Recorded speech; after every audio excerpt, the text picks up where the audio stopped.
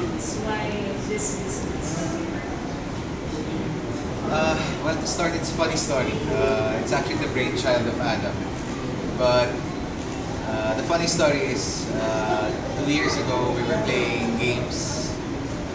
We were playing something else. We were just talking on Discord. Then he brought it up out of nowhere.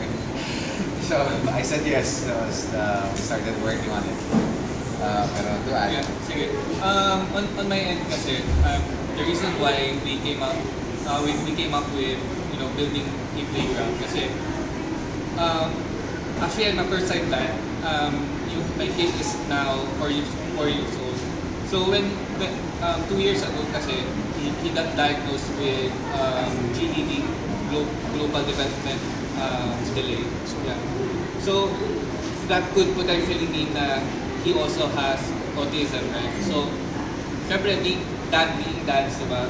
We worry so much. Tapos as we go, syempre kailangan we saw na parang kailangan dalhin siya sa mga places like playgrounds para ma-expose sa mga kids and makapag-interact sa kids that could actually help them. Tapos ang nangyari, I saw the opportunity of kasi lagi kami every time pupunta kami playgrounds laging puno. Tapos laging crowded, ang hirap mag-book ng mga therapy, alam ng mga tao yan. So nung katagalan, parang naisip ko na parang we could do something like, kasi aside from I could be able to help my child, have a place to play and whatnot.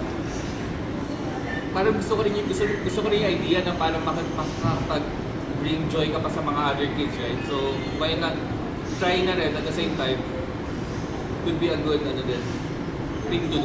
Tapos I asked my friends, yun nga, dahil sabi ni Pao na, kasi usually kami, casual gamers kasi kami usually paggabi, nag-chill na kami sa Discord, naglalaro ng games, tapos na-brought up ko, then, yeah, the rest is history. But also, we're all dads. Yeah. For our fans. Mga dad gamers. And a lot of our investors here also are all gamers. So, Actually, if you look around, yung lights medyo tribute yan sa pagiging killers namin. Kasi yan yung makikita ko sa mga computers, mga RGB lights. It's a little tribute to us being gamers. How big is the space? 1,000 square. 1,000 1,000 square. square. 1,000 square. Sir, kailan nag-start yung friendship nyo? Paano kayo naging friends? sa games din. Yan, ang tagal na. Probably a little before pandemic. Ako, kayo mas matagal kayo eh. Ako, pre-pandemic. Yeah, siguro mga more or less, mga 8 years, ganyan. And ito yung first venture nyo to business? Or meron pa kayong ibang partnership na business? Up together, this is the first one. Yeah. Yung age limit na mga kids na pwede join, how much is the payment per hour? Yung mga details. Si Bugs. Per hour natin is 599 and then 799 for 3 hours. But we have the unlimited rate for the whole day.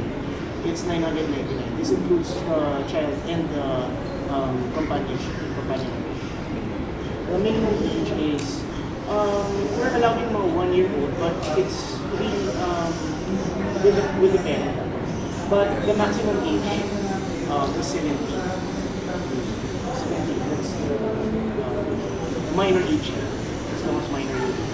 Na-try na po kasi na kakilala yung mga bagets or yung family members. Yes, actually nag-dry run kami 2 weeks ago. Yeah. Nag-dry run kami sa check run kung may mga kailangan ayusin for safety, kung may mga or improvements na pwede namin gawin. And so far, okay naman. Of course, may mga inayos. Pero na-try na namin, halos puno yung lugar. And nagawa naman yung mga bata. Katulad din po ba siya ng ibang mga playground na required yung guardian? Yes, required talaga yung guidance. It's because it's a big space and not just yung fun dito, but we also want yung safety of the kids. may maximum ba or limited number of children and their companions para ma-maximize yung space? Kasi yun yung concern ni Adam kanina. Yung mga nakita mo before na play station at play houses na medyo puno. Kaya ba may ganun pero? Meron din, sir. So, essentially, we will follow fire code standards, with our own standards. So, for us, comfortably, between 100 to 150, number na comfortable yung kids and enjoy the environment. Pero obviously, it depends on the season. Aside sa pagiging business partner, ano yung individual roles mo for this business? Well, of course, we hopefully this is not the first branch that or the first branch that we come up with. I think Adam wants when pag may mga ibang nag-open na ganito, whether here in Manila or around the Philippines, ibang konsepto naman. So iba-ibang konsepto like this, space, it's outer space, ganun yung konsepto dito. Hence the playground for the toddlers.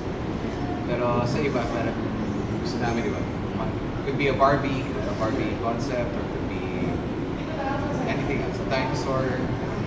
But yung role nyo, In terms of roles, si John is our business development. So anything na B2B related na conversations, si John ko involved.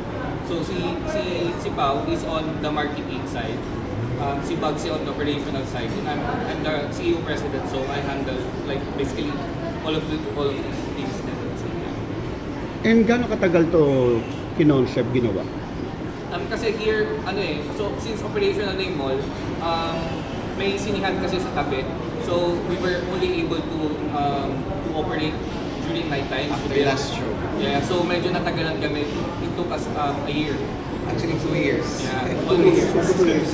So 2 years kami nag-construct dito. Yeah. In fairness naman, mabait naman yung Ayala Malls Square boss. Sa amin. Pero finally, tapos. The location is decided by Ayala Malls or kayo mismo ito yung choice mo? It's a partnership together. So we both agreed that this is a good place to launch the flagship branch. So we look forward to doing more business with them, more growth with them. Any one of you lives in the south? And also, ito rin yung isa sa pinakamalaking space na nahanap namin within the mall na available sa Manila. Hindi naman rin. Pero hopefully we get to make more concepts like this and magpasaya lalo ng mga iba pa. Since this is a partnership with Ayala, that's exclusive lang po sa Ayala. Well, at least for us, we follow respect for traditions and business. So for us, we want to scale with good partners. That's really important. I'd also like to give emphasis na kanina kasi we'd like to promote din yung ganda ng itong function room natin because this is really spent a lot of time thinking of ano yung mga kulang sa mga ibang play areas. And a good function room is really one of the things that stood out dun sa mga meetings natin. And we really put time and effort to building a good function room. Hindi lang masabing mayroong function room, but something that you want to celebrate parties and hindi lang for play, but also the parents to have fun. You can do anything. Even if you look around the tiles, even the tiling, even the walling, it's really not just for the sake of having a function. Hello, I'm Grace from Metro. Yung sa events place, ano yung inclusion niya? Like when you book this place, ano yung kasama sa play space mismo? It comes na with yung weekday package na. It comes with 30 packs, 50 packs, or 80 packs. So depends on how many you would get. But sa number of packs na, on the weekdays, it already includes unlimited play for the day. But the function room is just 3 hours. But the kids will play for the whole day. That's from Monday to Thursday. But from Friday to Sunday, it's 3 hours for the party and the play. Maybe we could also send your list of rates for the function rooms and for the playground.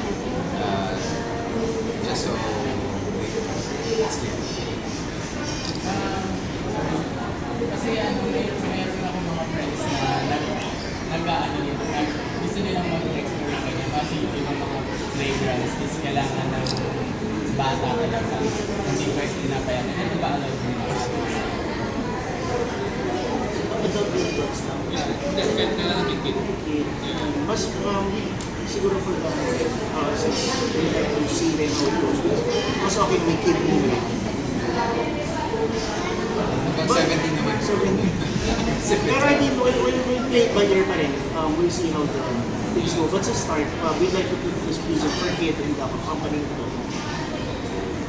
If challenge and moving up is because is it the design, the materials, the time, Siguro yung logistics kasi like everything so, I mean sobrang dami kasi kailangan dalhin dito. Tapos everything so delicate.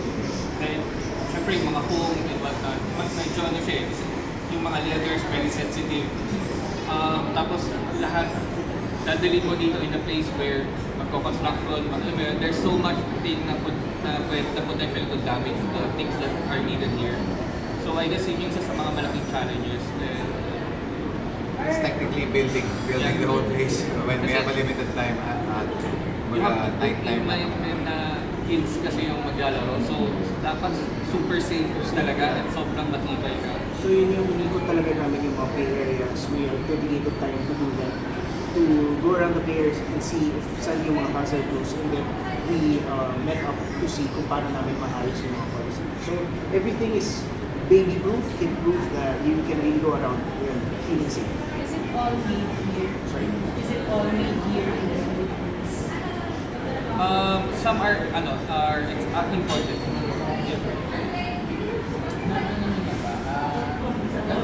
Operate na siya.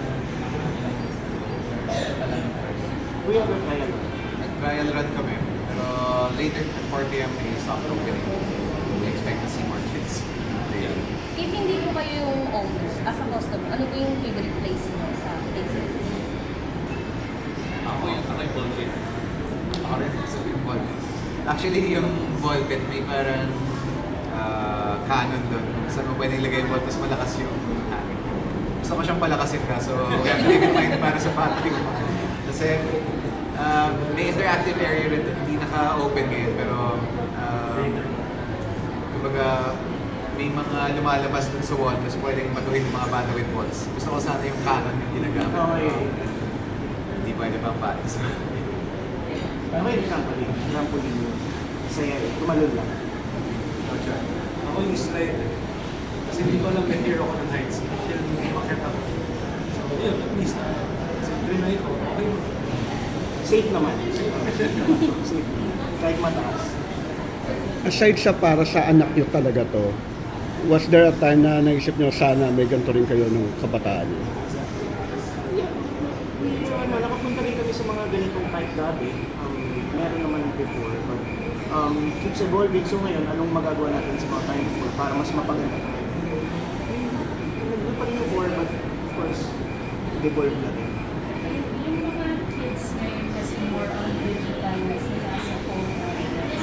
Why is it important for to have this kind of That's yun din yung isa kasi well, nowadays parang yung mga kids are technically addicted to gadgets. And it's nice like what Bugsy said, parang may area dito for sensory skills, for your motor skills na hindi na makuha ng mga bata, especially in Metro Manila. Ako ay grew up in Baguio. We had the luxury of running around, climbing trees, falling off a cliff. Pero parang yun yung sa Metro Manila where everything is so cramped. Parang I think it's nice to have a safe space for kids where they could freely be themselves and just run around and actually not be on their phones and enjoy the place with other kids. Paano nyo na-ensure na this place is bullying-free? One of the things is we train our staff frequently. So if may notice rin kami sa ibang bagay, how to prevent yung mga things na ito, we really encourage our staff to parang discourage yung mga ganun in a nice way. So they're properly do it. They're trained to do it. Na if merong bully, we really have to stand against bullying.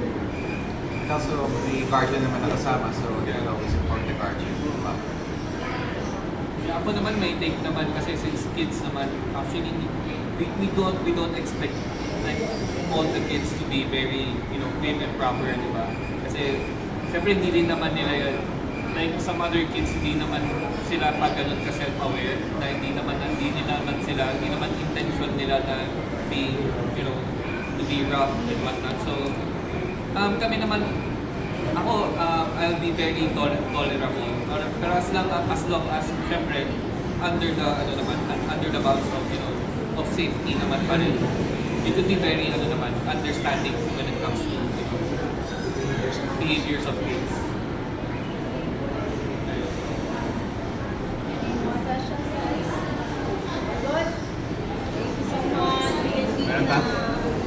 Siguro invite na lang po.